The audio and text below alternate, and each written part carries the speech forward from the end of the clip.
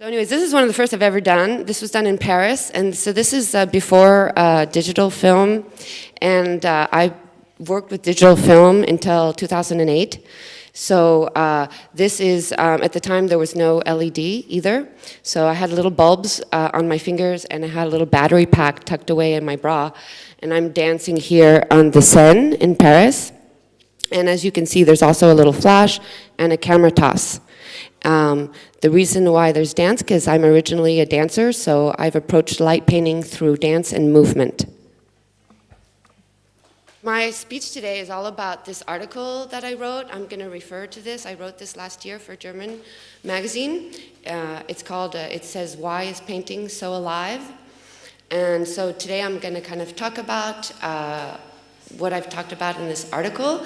And so I invite any of you. It's in this magazine here that they've published, and it's in English and in Spanish. So you guys can get a copy and read it anytime. So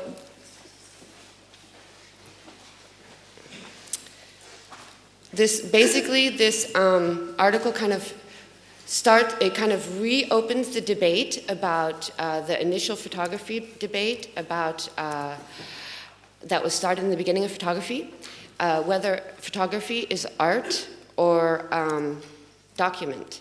So I know that seems kind of obvious maybe to you guys, but today light painting is not always considered photography. I have people in my town who think I'm not a photographer. Maybe I agree with them, maybe I don't, I'm not sure. So basically I want to take this initial debate and relate it to light painting. So I'd be interested here to get a raise of hands, like how many of you think that photography is just art or just document or both? So like, who thinks it's like just art? Who thinks it's document? Less, how about both? Yeah, I think it's obvious that there's a duality in the medium, and that's kind of the interesting part. So when I first started light painting, this is one of the first I did with analog film, and I used a double exposure. And so when I first started, I was all excited about it, and I would show my grandfather, I'm like, look at this great photo I did, and he'd say, oh, that's a nice picture, but why did you go and ruin it with the light streaks? So I guess that kind of sums it up, right? It's like he was thinking that would have been a nice landscape, but you've, ruined it. So he was actually friends with Ansel Adams, who's one of the major photographers in California. And his specialty was straight photography or pure photography. And so he was really into making things look as real as possible. As you can see here, he's shooting on his car in Yosemite, Half Dome. So this whole straight photography was all into pure photography and it looking like what you could recognize, right? So, but they did manipulate it a little bit in the lab. Like when they were developing the photo, they were really into high contrast and making the kind of the edges stand out. So there was a little bit of manipulation, but not that much. So basically, pure photography, straight photography allows for true, accurate representation based on what we see. Like most of what we see today, which is like extra sharp and like high definition has even furthered this way of looking at photography, making it really, really sharp. But at the same time, there was another movement called pictorialism, which had more of an artistic intent. It was based on soft focus, and it was based on a little long exposure and some mise en scène. As you can see here, this is a famous one, the pool. The photographer, her name is Anne Brigman. She was a pictorialist, and so she liked these kind of dreamy photos that maybe,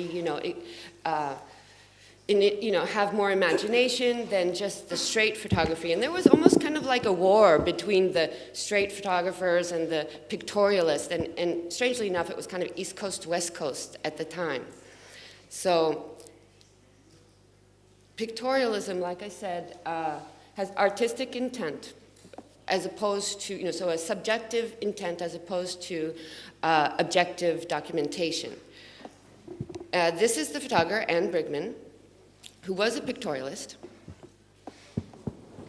And at the same time as those two movements that were disputing the duality of photography, light painting was kind of reduced to pure documentation at the time. It was just documentation. So you can see here from some of our pioneers, it was used just to document human movement through space.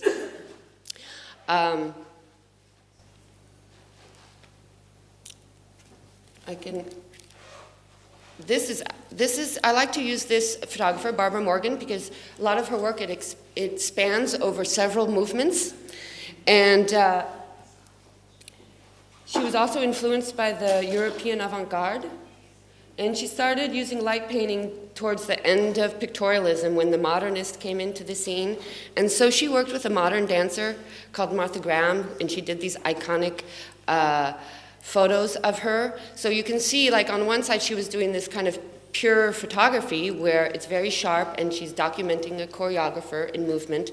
But at the same time she was doing other work like this light painting, and she chose to work with the movement, and so you can kind of almost see a parallel between the movement of the dancer and the movements she's making with her light in the studio. And she actually says, "Suddenly I decided to pay my respect to light and create a rhythmical light design." So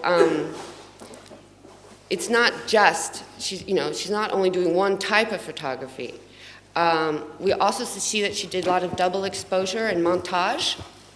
And on the one here with the lady with the dress and kind of like a theater scene, you can see the dress is being used kind of like a mask, like the light painters who showed their work just before me, they extensively use this technique to have layers, using some sort of black. Man Ray, as you know, also did light painting in the 30s. He also did these montage. And I find that it's interesting to see some of the work they were doing in the 30s and 40s, because it's very similar to digital work now done with Photoshop. It also once again provokes the debate. Is it photography? Is it art? Is it light painting? So I feel like the difference between the straight photography and the pictorialism was more about the intent. One was wanting to be objective and one more subjective, whereas the difference between digital photography and perhaps light painting is machine-based. How much is done on the computer and how much is done in front of the camera. So I feel like, there's this whole debate about photography, but then we can relate it to light painting too, because light painting also has its duality. The fact that you can photograph just pure light or light an object or person. So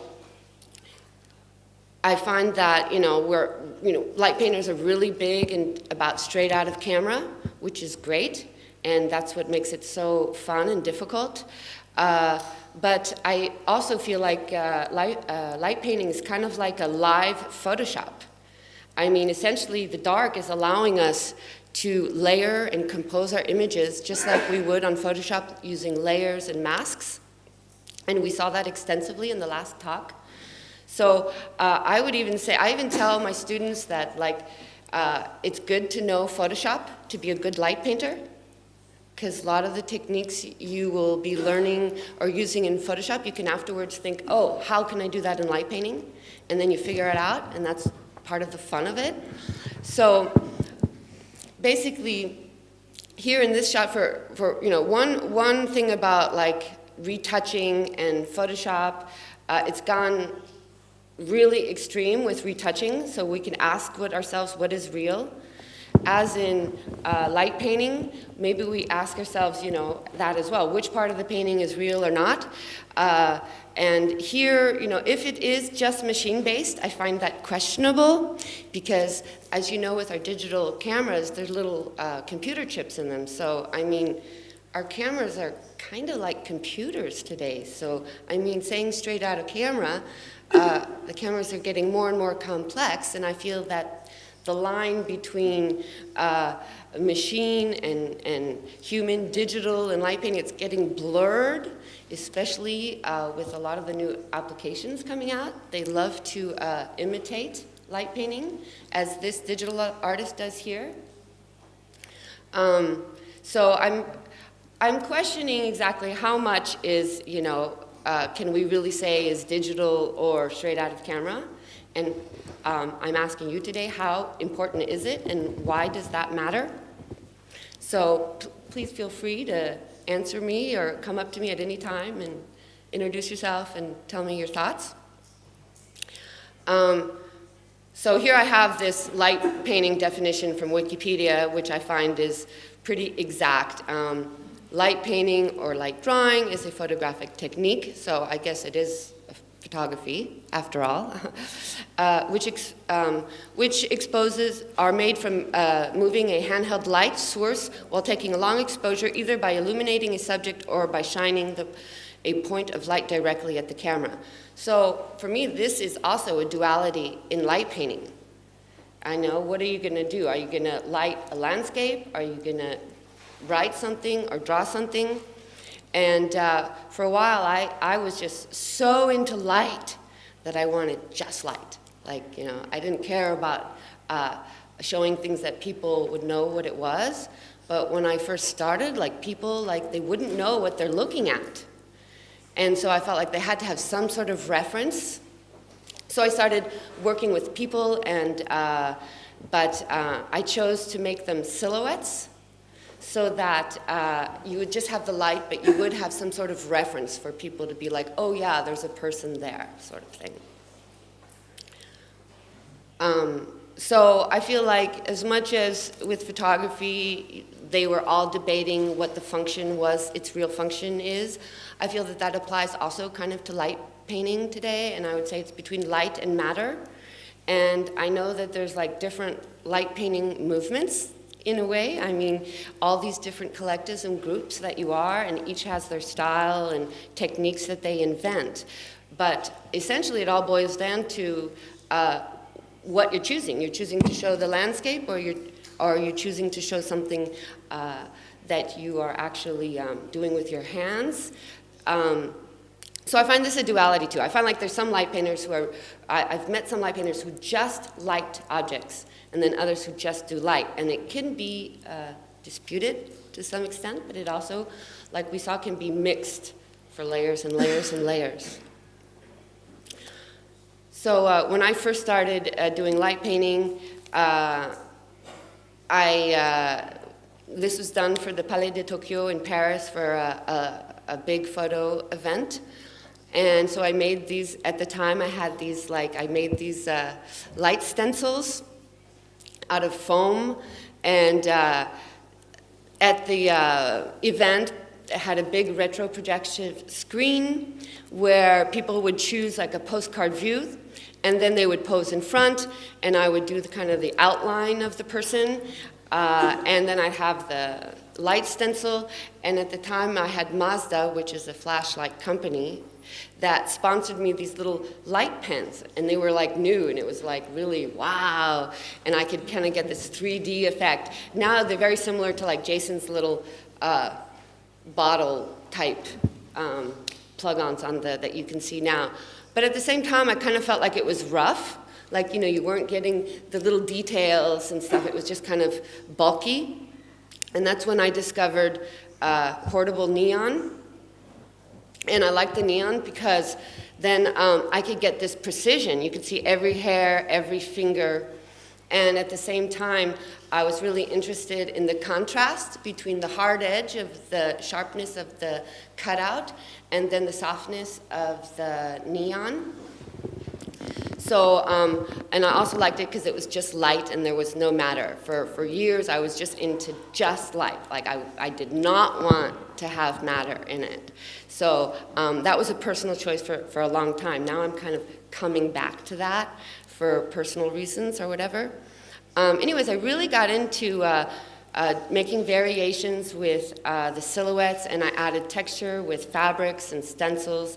Here you can see neon with little light pens and fabric that has like silver, something that reflects. I was working with this model who was a painter. And as I started working more and more with silhouettes, I realized that this black empty space, I could actually draw with it and make shapes thanks to the light painting. So this is what I was doing here. Did this series was inspired by, I was called Ink Blots, inspired by the psychological tests, the Rorschachs, you know, with the ink blots where they would ask you, what do you see, and then analyze, you know, what you think. So this was this idea, but the silhouettes were acting as the black ink, and they're fake symmetry because obviously the model is posing twice.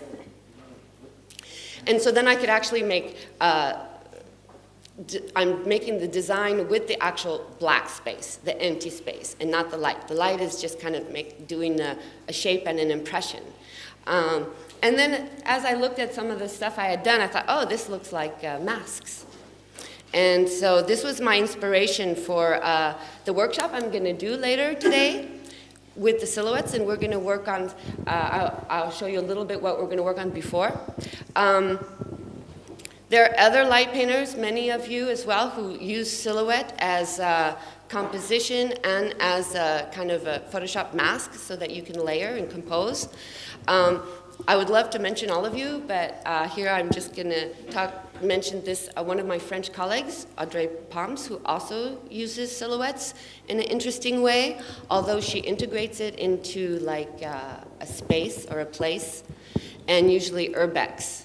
So she has, you know, a person who's matter and the place that's matter, and she's using the silhouette just to layer it. Whereas with the work of the ink blots, it's really about using the black as a compositional matter, if you would. So I kind of wanted to wrap up on and kind of get some of your ideas also on like why light painting is so alive. And I have several ideas about that, and you may as well. One of the reasons I find that light painting is more alive, is so alive, and also I actually go so far as to say that to me light painting is real photography, and I think that what they call photography should be called like docu-image, something like that.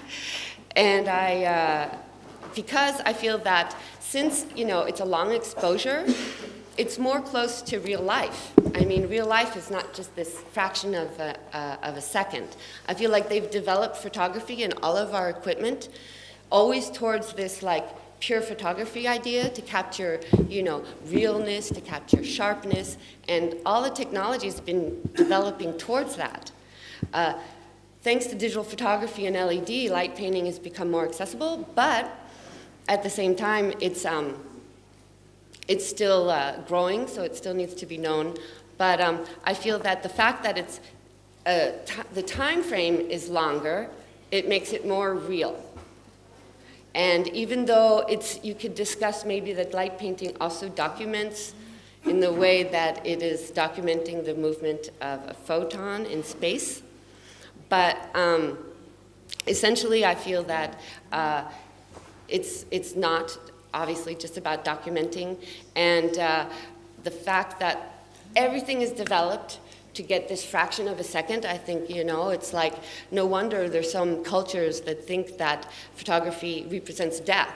I mean, when do you walk around and just see all of a sudden everything stopped, you know?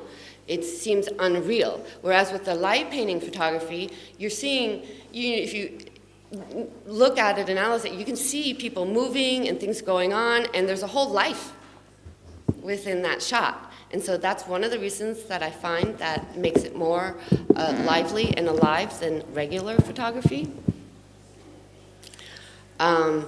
Also, like in the beginning of photography, there was a lot of print communication.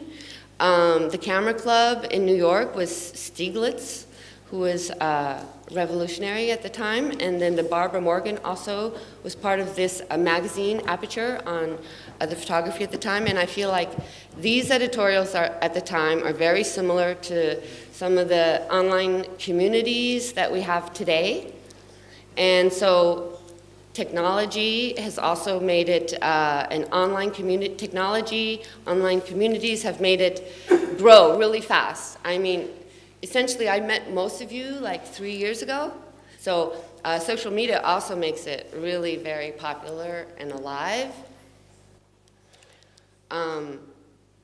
And then also, I like the fact that I think that light painting falls into the category of social, what they call social practice art,